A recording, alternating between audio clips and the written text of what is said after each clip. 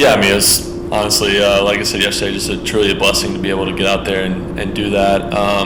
It's been a long road. I mean, a lot of ups and downs, a lot of uncertainty and things like that, but just super thankful. And even going back to spring training this year, like I told Counsell, like I just want to be back in the big leagues. I want to, be able to showcase that I can still do it and do things that I've done before and do things that I love to do. So that was kind of my whole mindset in the spring, was just do whatever I need to do to get on the team and go out there and try to make the most of the opportunity.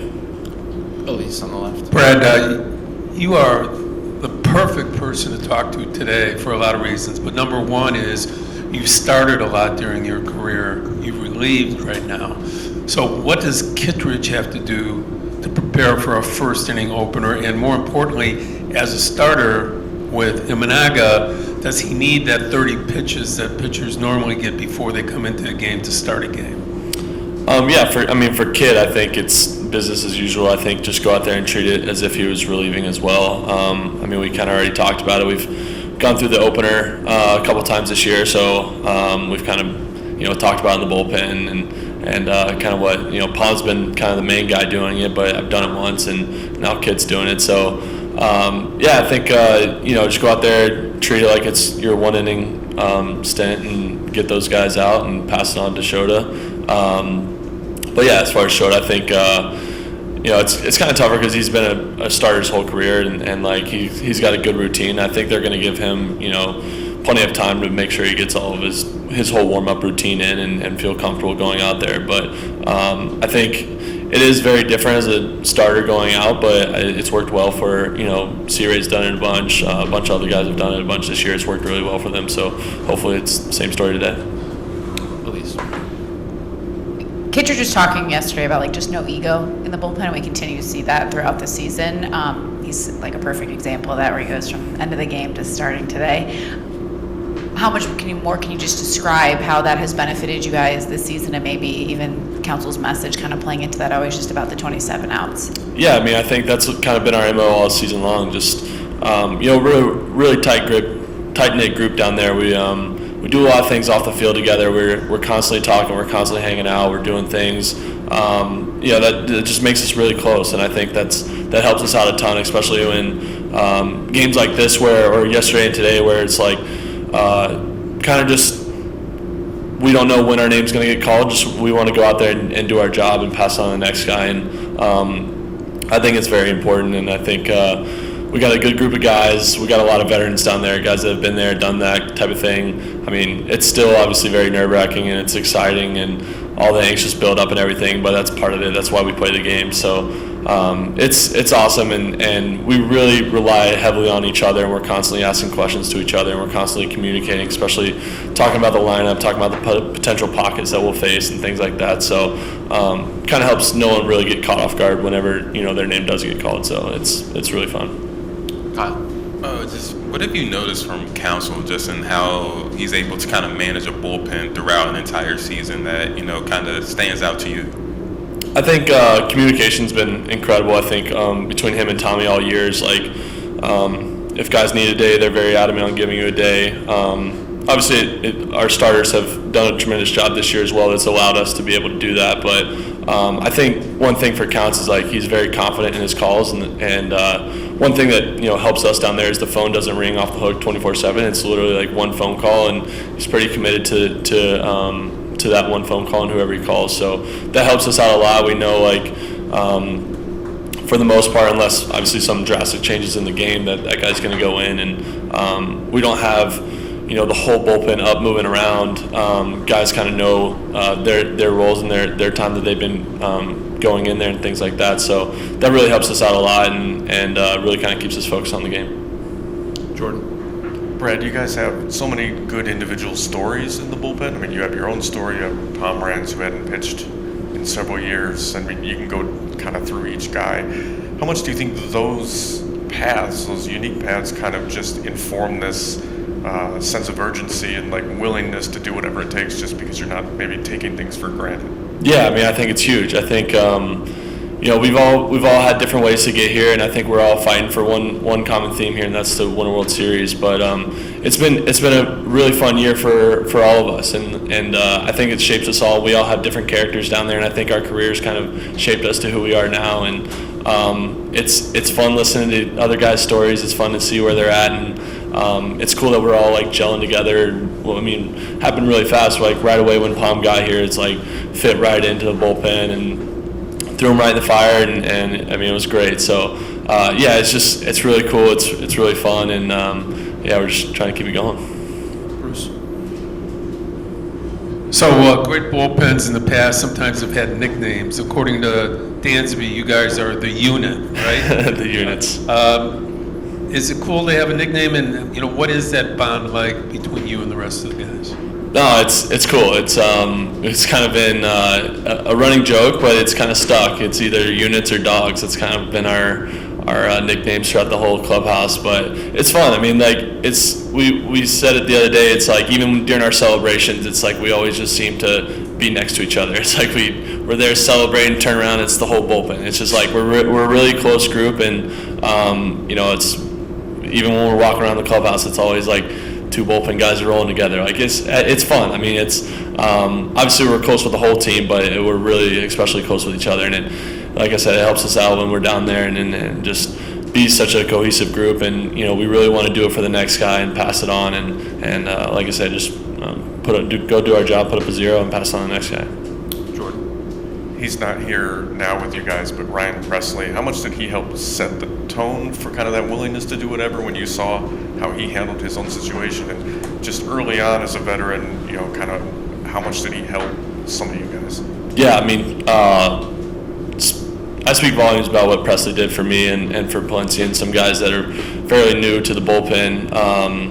He helped. I mean, even yesterday, he sent me a long text right before the game. Just kind of, I texted him, was like, how do you go about this? How do you handle like the anxiousness of the game, the nerves, and all that? And he sent me a long text. Just it was really freeing in my mind, where just like kind of like I said, he's been there, done that. Like closed out World Series, closed out the biggest moments of the games. He was just super helpful throughout the whole year when we had him. I was constantly leaning on him. He sat right next to me in the bullpen, and I was always asking him questions. He was always bringing up postseason memories, and I'd always just be like, dude, how did you even focus during that? How'd you even get through that? And he was just his mentality through it all was incredible. And then even his early on season struggles and how he overcame that and things like that. Just I relied heavily on him, and he helped me out tremendously this year. Elise. Who came up with the units, or just call you guys dog? Like, how is this evolving throughout the season? I think honestly Justin Steele started it. JMO added on, and then I mean we're a bunch of big bodies down there, so that's just kind of how it stuck. And it's I don't know who exactly coined the phrase, but it's stuck all year long. So. Any last ones for Brad? All right, Brad. Thanks for coming in. Yeah. Thanks, guys.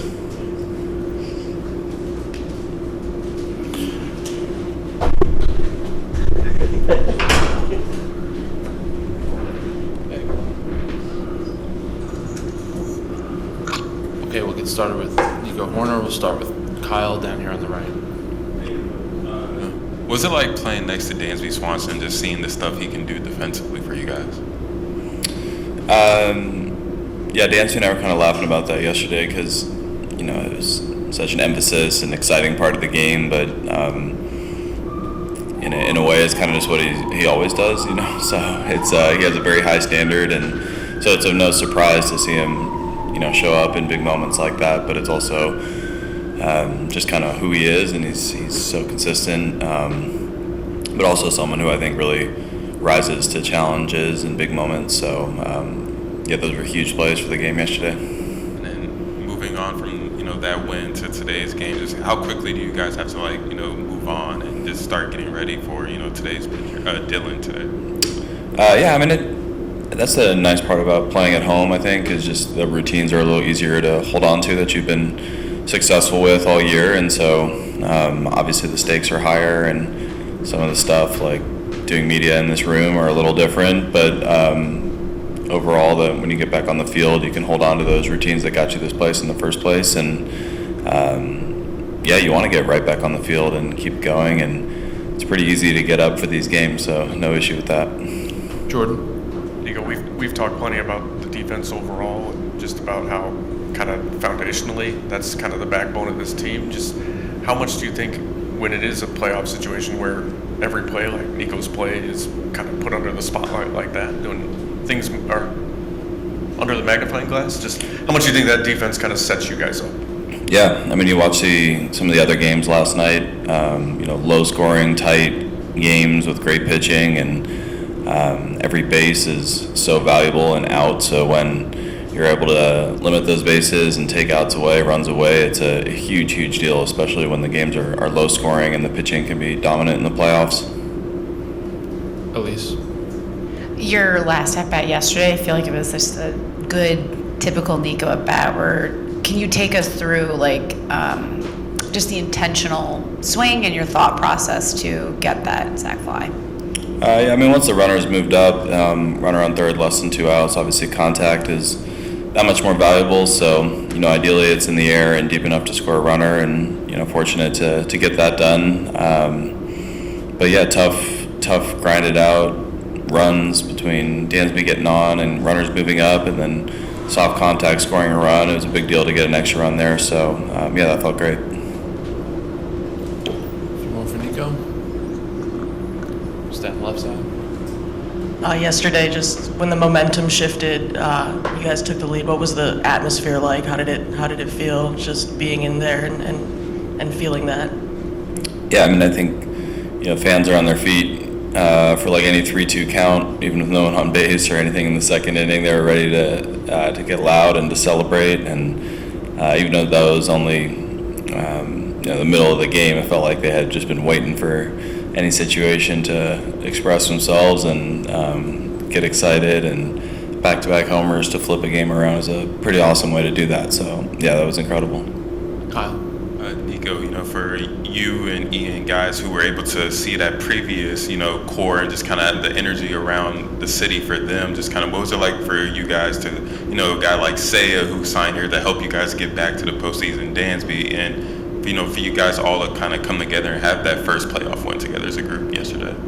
Yeah, it means a lot. It's still somewhat of a newer group, but for those of us that have played for the Cubs and for each other for a while now, we've put a lot of time and effort into having these opportunities, and it's a special thing to have, and we definitely don't take it for granted. Having been close to the playoffs, but not having made it the last 2 years, and then now having a chance to play at home and do it together is a really special feeling, and just looking for every opportunity to seize that and keep going. Jordan? Craig has talked about how hard it was to tell you weren't going to Japan, but that positioned you for the season that you had, and he kind of spoke so highly of how many games you played, and just how much pride do you take in the season you were able to compile offensively, defensively, and just even after missing that event? Yeah, I think, every year you want to improve and add parts to your game and impact the game. At the end of the day, you want to be available and you want to be out there and a good version of yourself in all aspects, and there's going to be, ups and downs between that, but if you can provide that consistency every year, it's a huge deal. I missed 4 games scheduled early in the year between Japan, and then 2 scheduled off days, and ended up playing 156. So, I'm proud of that. I'm proud of being available and a good version of myself out there. And I feel like if I'm able to be healthy and out there for that many games, it's usually going to be production there that helps the team win. And always little differences year after year, but get into more reflection when this is all done. But thank you. Jordan? And then a lot of your teammates, like I remember Boyd specifically, said that you do things to help win on the margins, things that don't show up in a box score. He talked a lot about that. Just what does it mean that other players on your team can kind of recognize that maybe it's not always the flashiest stuff, but that you're finding little ways to kind of move towards the win? Yeah, it means a lot. I think, in the sport, there's always going to be people's opinions or things you can do better, but at the end of the day, the relationships you have with your teammates and the voices from your peers and kind of the lasting memories you create together are what really stand out as most important and valuable. And those are the opinions I do care about and people I do lean on. So we've got a nice mix of guys that are up and coming, have done things in other places, have been here for a while, and you get some pretty great perspectives all around. And it's cool to talk the game with our group. Last one's for Nico. All right, Nico, thanks for coming in and good luck today. Thank you, guys.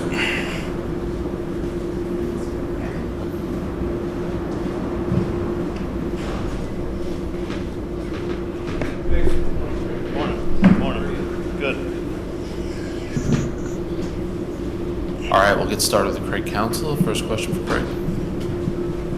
Bruce, down front on the left. Craig, when you have the situation of an opener and then a starter who's used to having usually 30 pitches ready, will that be choreographed if you choose to use Imanaga in the second inning? Yeah, we're going to be prepared for whatever happens next. So yeah, we'll have all players prepared for what could happen. And yeah, is it something different for if Shota does it? Is it something different? Yes, it's something different. Yeah, and then that's part of we understand that, and it's something. There's risk in there's risk in other things too. So this is the choice we're making. How sensitive are you to the fact that most starters need the 30 pitches to be? Well, that the warm up is not an issue. The warm up that's not. He'll be prepared. The pitcher is going to be put in the game when he's ready to pitch. Like that's not an issue. But it's only one warm up as opposed to normal bullpen people who can warm up and not come in, right? Yeah, I don't know what I'm not understanding that Let me one. explain it better. Starters, when they're ready, when they warm up, they come in and pitch. They don't sit down We'll make sure whoever comes in the game is ready to pitch. I can promise. That part we'll be prepared for. Okay, thank you. Maddie on the right, and then we'll go to Megan. What did you like about the matchup with Kittredge in the top of their order?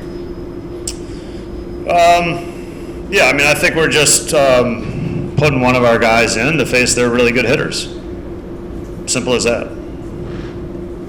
Megan? In the week or so leading up to the postseason, Shota talked about how much he was looking forward to this postseason environment. Just what is it like for you getting to see that, quite a few guys made their postseason debuts yesterday, of guys getting to enjoy what these moments are about and what it can bring out of them? Yeah, I mean, I think that's definitely a part for me that is a lot of fun. I just like the look on Saya's face as he kind of crossed home plate and headed back to the dugout yesterday. Like that, I'm going to remember that look for a while, 100%. And because Saya we'd talked just a little bit, and he talked about how on Monday about how excited he was to be a part of this. So then to do something like that, I think, yeah, you remember that's the stuff that I remember. Just that look on his face is something I'll remember for a long time. A few more for Craig. Maddie? Just what is the feeling coming in today, knowing that you have the opportunity to move on to the next round? I don't think it's much different than yesterday. You've got a very good baseball team on the other side. You've got to do everything right to win a baseball game, and that's all that you think about. Nothing else really comes into your head, because it's a tall task to win playoff games. And so if you're spending time thinking about other things, it's not advantageous in any way. So the task ahead is really simple to keep your head on. Reese, third row in the middle. I don't think after the game yesterday you were asked about Nico, and I just wanted to bring it up. And if you were, just the fact that he added some insurance, just continues to be this guy who, just has a knack for the moment and comes through. Yeah, I mean, the at bat in the eighth was like quintessential Nico Hoerner. When you replay that swing, like that's nobody's going home and teaching that swing to their kids. No offense to Nico, but nobody's going home and teaching that, right? But what you should be teaching is that this player said, I'm going to do my job here no matter what. And that's essentially the mentality that he plays with, is I'm going to do my job here. The job will get done. And that's what you love about Nico. And that's like the mental strength to me in that at bat and all those conditions and a tough pitcher on the mound and things like that. Probably more important than all the mechanics of everything that are going on. Sadev. Craig, obviously bullpen usage changes during the postseason. You're very diligent during the season about bullpen availability. How much does that change, the availability of guys in the bullpen, in your thinking? Does it change by round? Do you need to think about for the rounds, or because it's the playoffs, it's just all systems go? Well, it still matters. Look, I mean, if there's going to be times when pitchers are unavailable. Well, we'll just go through a process that we normally do, and letting them go through their throwing programs, and then give us some feedback, and us getting together and then making a decision. So I think most guys understand the win or go home mentality, and that definitely they're more available because of it, and you take that under consideration 100%. So we're in a good spot today. Paul, fourth row in the middle. Yeah, I was just wondering when you told Kittredge, and do you have to announce someone yesterday, or could you have taken that to this morning and then told, or is there some courtesy involved, or any rules about that in the postseason? It was going to be a post-game decision, kind of no matter what. We talked about it before the game, but it was going to be a post-game decision, kind of based on who pitched and things like that, and how we got through the game. So we talked to Andrew after the game. No. Jesse. And then just announcing the starter it is a courtesy, absolutely. But when we'll tell you. Yeah. Jesse down here in the front. Not always, with some other things, but. Craig, we obviously don't get to watch Dansby every day the way you do. The two plays on the O'Hearn balls yesterday, I imagine that's kind of just what you expect out of him most times. Yeah, I mean, Dansby has yesterday was a great example of just how you can impact the game kind of in every way, and through different ways. And Dansby takes a lot of pride in that, and knows he can do that, and knows he will do that, and wants to do it. And he made two brilliant plays. He made two huge game-changing plays for sure. That's like their home run plays. It's like hitting home runs, and that's where defense. Sometimes it's hard to see, but you might as well credit them with 2 RBIs. It's the same thing. And who knows that those innings could even go on further, right? So it's at least 2 RBIs. Bruce. Carlton Fisk, before a playoff game a number of years ago, said that luck is the residue of preparation and hard work. You guys, had guys bunting 3 or 4 days in a row before the season ended. Yesterday, a bunt advanced a runner to a situation where you had the advantage to win. How important, how essential is all that preparation that you guys have done to get here and continue to win? Well, you just try to prepare your guys. I mean, in the postseason, bunting does become a larger part of the game. And a lot of games which the run scoring environment, because of the pitchers who get used in the game, it goes down. And so one run becomes, especially as games go on, becomes more important. And so I think we acknowledge that, and we just try to prepare for it in the best way we could. I mean, if you look at the history of the playoffs, you see my own personal experience is from watching Matt Williams lay down a bunt in the World Series, a guy who had won the MVP, and I'll never forget it. I never forgot that Matt Williams bunted, I don't remember how it impacted the game or anything like that, but it means if that Matt Williams MVP, Matt Williams was bunting, that we probably all should be prepared to bunt, just in case. Any last ones for Craig? All right, Craig, thanks. We'll see you post game. You got it.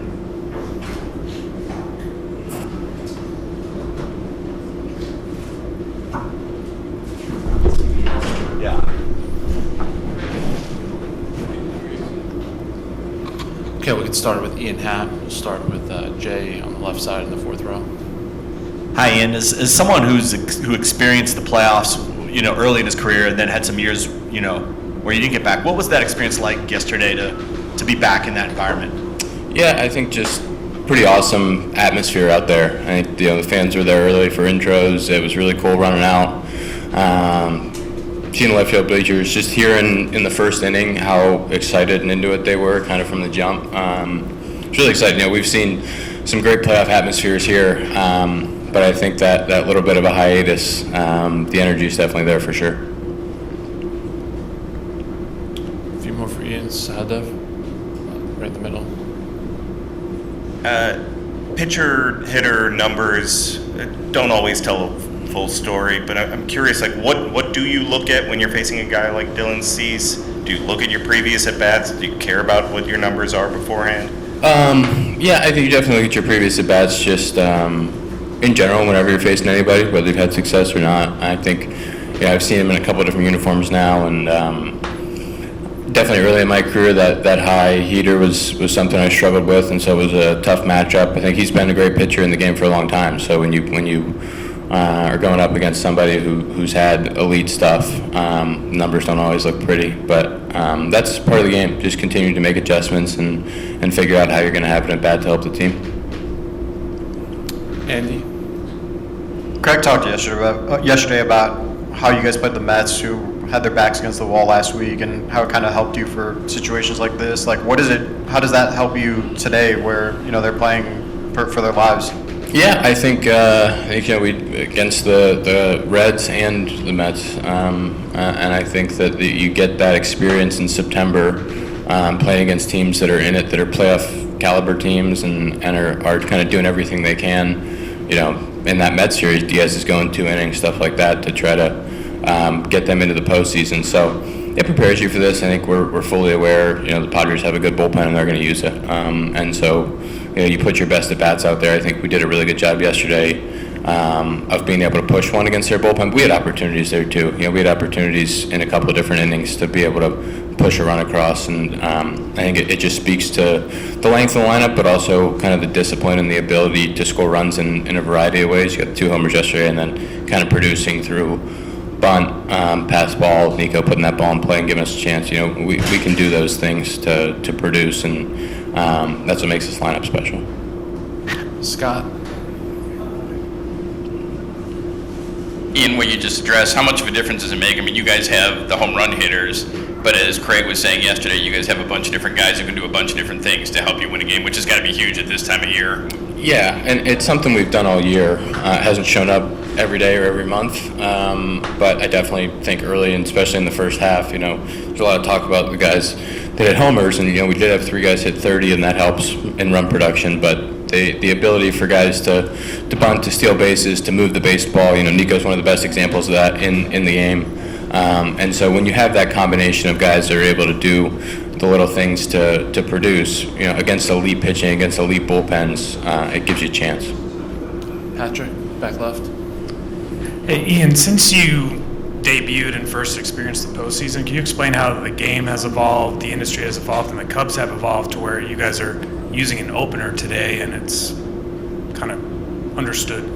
Yeah, I think I think the game's definitely evolved a ton. Just with the amount of hard throwing guys, the amount of reliance on the bullpen. I think there was still in the playoffs a desire to get to those guys, but at the same time, in those early teams, you kind of had more playoff experience out of the starting staff. I think that was at that point, you had a starting staff that had just won the World Series and pitched in the 15 postseason as well altogether. So those guys were completely and totally experienced in that situation. I think we have a group right now where the bullpen is it's unbelievable. Shota's been great for us for the last 2 years, and just giving him a chance to get through those first three hitters, and then Shota, a chance to address the rest of the lineup. I think it's worked for us at different points during the season, and it's become a much more accepted practice because you're trying to get those matchups right. Jay. Team defense has obviously been a part of your guys' identity all year long. Does it become more important this time of year, and how much did you see that show up yesterday? It's been that's the one thing that shows up every day. It's pretty special to watch. Watch Dancy make those plays. Matty Shaw, some great ones, and just the outfield run around, catching all those balls. I think Pete makes those plays look pretty easy, but some of the spots he was playing in to go run down some of those baseballs standing up, it's pretty special, dealing with the sun out there as well. So I think that's one thing that's been so impressive the whole year is just the quality of defense, the consistency of the defense, and the confidence it gives our pitchers to go out there and just throw strikes, pound the zone, and know that we got them.